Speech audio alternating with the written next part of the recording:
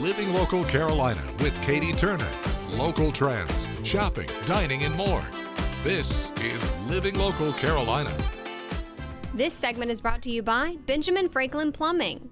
Well, welcome back to Living Local Carolina. Today we are talking about healthy, safe water. This is something that is very near and dear to my heart, and I'm joined by Tony Zach from Benjamin Franklin Plumbing. How are you doing? I'm doing good. Happy to be here talking about healthy, clean water. Let's dive into it. Yeah. No pun intended.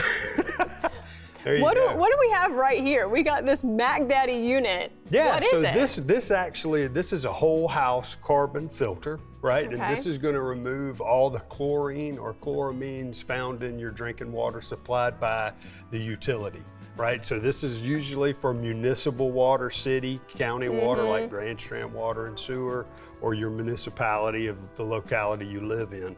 And this is going to remove what they are bringing to you, which is what you want chlorine in the water to get to your house. But when it gets to your house, this is going to remove it. And it does that through activated carbon, right? So this is full of carbon, and it is going to remove those impurities or chemicals in your water before you're ingesting it, before you're bathing in it, which is actually a lot more ingestible by bathing in it, believe it or not, than when you're just regularly drinking it. Ooh, I wouldn't even think about that. Brushing your teeth in it, all that kind of stuff too. Exactly. You know, and once you get rid of the chlorine, it changes your taste for water forever. And Oh I my know goodness. people think I'm crazy when I say that, but you know, you feel like you're drinking out of a pool when you go to certain places throughout the county that just have a stronger chlorine presence.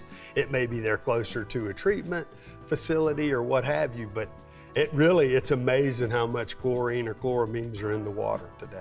Gotcha. You're making me want to get one right now. Well, Oh my yeah, and I highly suggest it. I mean, I have had one of these since we've started putting them in, and anywhere I go, I can tell whether they have chlorine or in the water real quick. I bet. So we were talking about this earlier. My first question whenever I saw this unit was, how long does it last? Because we all know how it feels to have to replace those water filtration cartridges all the time.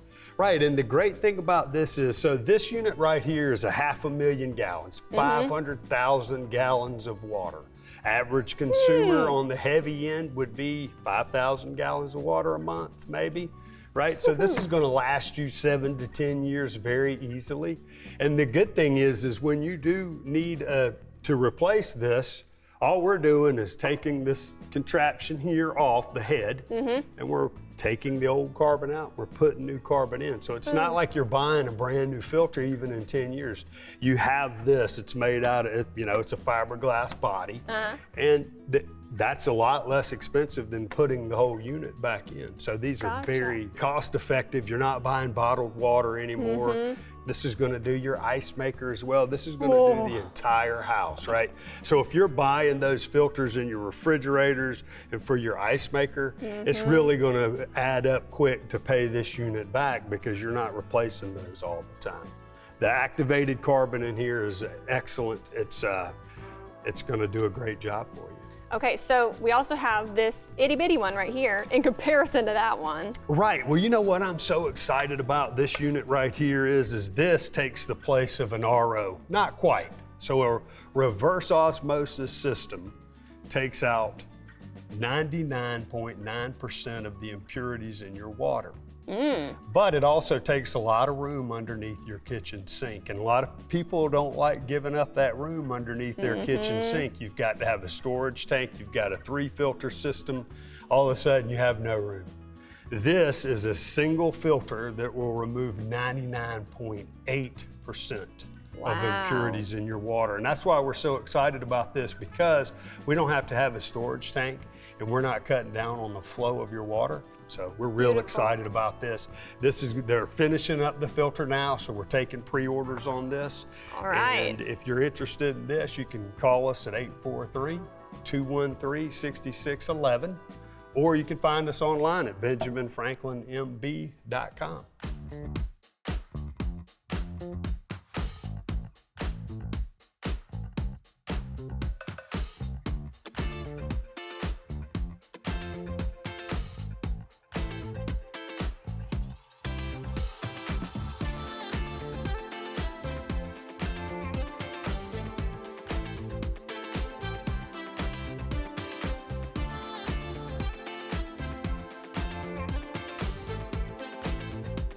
We'll be back right after this break with more Living Local Carolina.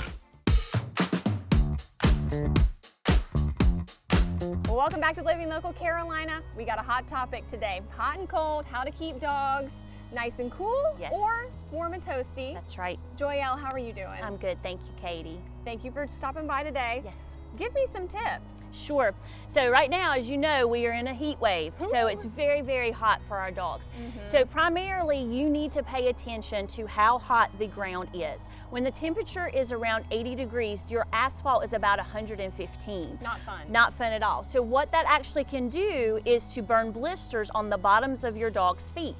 So it's very, very important. Top of the line, you need to make sure it's not too hot. Unfortunately, I see people walking their dogs in the heat of the day all the time. And I continue to say, it is too hot outside, what are you doing? So it's really, really important because those blisters, it just creates very much blisters on the bottoms of their feet and it can really damage their feet. So really be mindful of that. Walk in the earlier morning times or in the later evening times, okay? Also provide enough water. So if you have outside dogs, which I don't recommend having dogs in the heat of the day outside, but if it's not possible, make sure you provide them enough shade and you bring them in when you're able, provide enough water for them. Now, going to cold. So it's really important, again, to take care of your dog's feet. Lots of times people throw out the ice melt or the salt to help prevent any slipping and sliding. That also can damage your paw's feet as well because it gets into their paws and then they'll lick it and it contains all those chemicals that are dangerous for dogs. So it's really important that you wipe their feet off, clean them off. Again, providing enough water and enough food for them. If it's super cold outside, bring them inside or in a warm area. If they happen to be outside, provide a home for them that's a little bit raised up off the ground. Put some shavings or something like that in there so they're not laying directly on the ground. It's very, very important. Gotcha. Yes. Shedding. And do you have any tips? Because I've heard that it's not good to shave dogs. Sure. Because it messes up their coats. Is that true? Oh, so I would definitely say talk to your groomer about that, but there are tools that you can use. There's like a de-shedder. It's really important because you need to at least brush your dog to get all of the excess hair off of them, especially during the winter months. They're going to blow their coat anyway.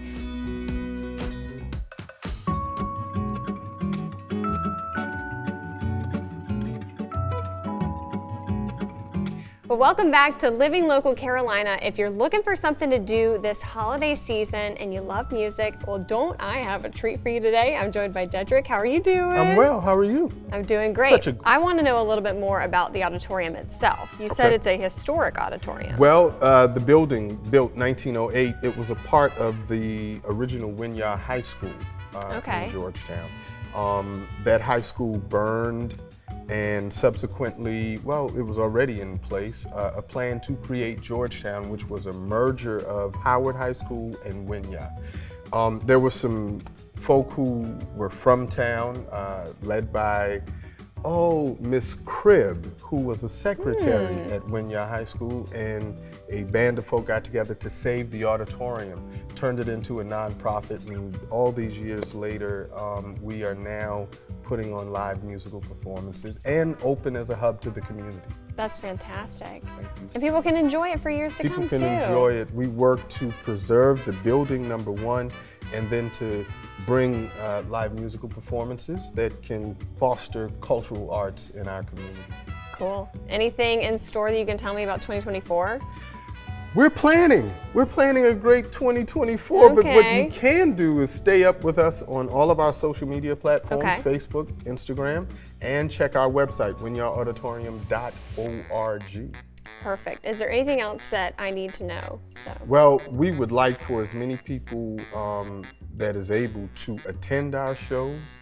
And as I tell the folk that do attend, probably one of the best things you can do is talk up your experience at the Winyah Auditorium so that it can get other people involved. Music heals the soul, it touches the soul. So we offer something for everyone, and we hope that everyone can come and enjoy what they get. Doesn't get better than that? I hope not. Thank you for your time. Thank you.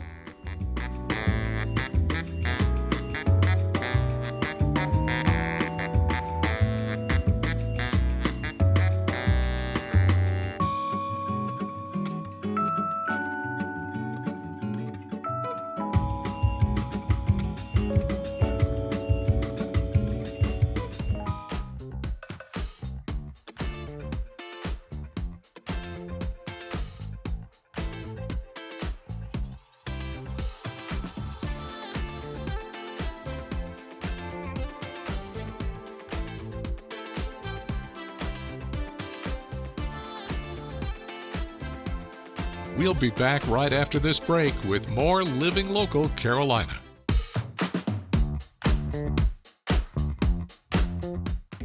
This story is sponsored by Palm Mechanics. Today we are talking about our state tree, the beautiful palmetto, and I'm joined by Matt Dix, the owner of Palm Mechanics. How are you doing? I'm doing well. How are you? I'm ready to learn. Yes, ma'am. We got a lot to talk about. Now, I just said that it's our state tree, but you were just telling me that palms aren't actually trees, technically. That's right. That's right. Tell me all about this. They are a monocot, which is a grass fiber-like tissues. They're a little harder to work with than your average hardwood tree. And you know this because you are actually the expert whenever it comes to palms. You've done a lot of research, you've worked with them for many years now. Tell me about your business and what exactly you do. Yes, ma'am. We've spent years just really studying these trees, working with them, trying to figure out what they need. We come in and we just inspect the trees, just really kind of figure out where they're at, what they need done. Some trees may need some shucking done. Some trees need the trimming around the top. With palm trees, you really don't want to trim out of the top until the frond is brown. The reason being is these trees recycle the nutrients. So when you see that yellowing into that brown, it's nothing to be alarmed about. It's no reason to run out there and start hacking fronds off of your tree. These trees need those fronds and that nutrients they get from that. Once they have gotten the nutrients from that, that frond will be completely brown and ready to come off. These trees are self-shedding as well. So if it's completely ignored, they'll basically start to throw stuff at you. Yeah. Dropping out of the tree, they dry out. So yeah, we're really just trying to dial in and get these trees thriving and doing the best that they can. Well, you said a little bit, but let's talk about some of the issues that might arise if you do not take care of your palm trees. Well, That you see all the time. oh yeah, they make a mess. These berry pods that will come out are basically a palm tree's bloom.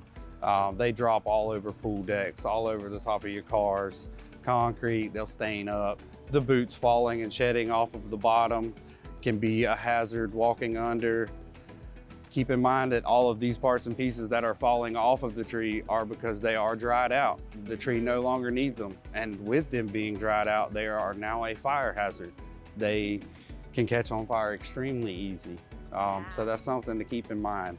Not only that, the pests, the birds, the bugs, the snakes, the squirrels, and all the different animals that want to nest in the trees that are neglected and, not properly upkept. So Matt, we have some examples behind us actually of trees that you actually take care of. Yes, ma'am. And these are some good looking trees. Walk me through what you've done to make them look so pretty. These trees only need a certain few things to really thrive.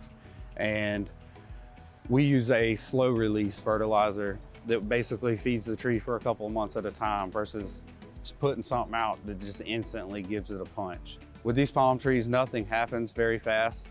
So the slow release fertilizer we have found works the best to get these trees in a thriving state. And what would you say is your goal when it comes to Palm Mechanics? I want to clean up the Palmetto State.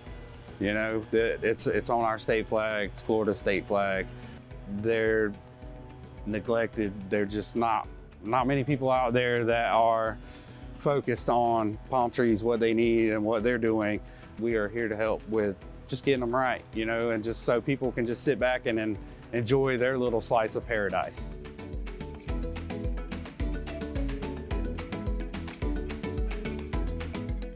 All right, so your slogan is, when your palms need a tune-up, call Palm Mechanics. What's that number that our viewers can call? That's 843-455-4456. Again, that number to call is 843-455-4456. And for more information and before and after photos, scan the QR code to check out Palm Mechanics on Facebook.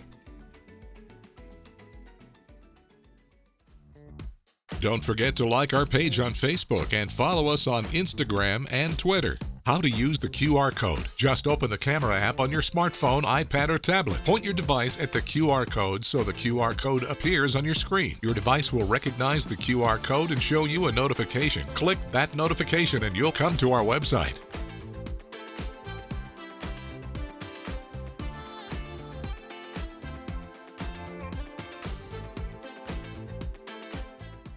Living Local Carolina, weekday mornings at 9:30 on WBTW News 13.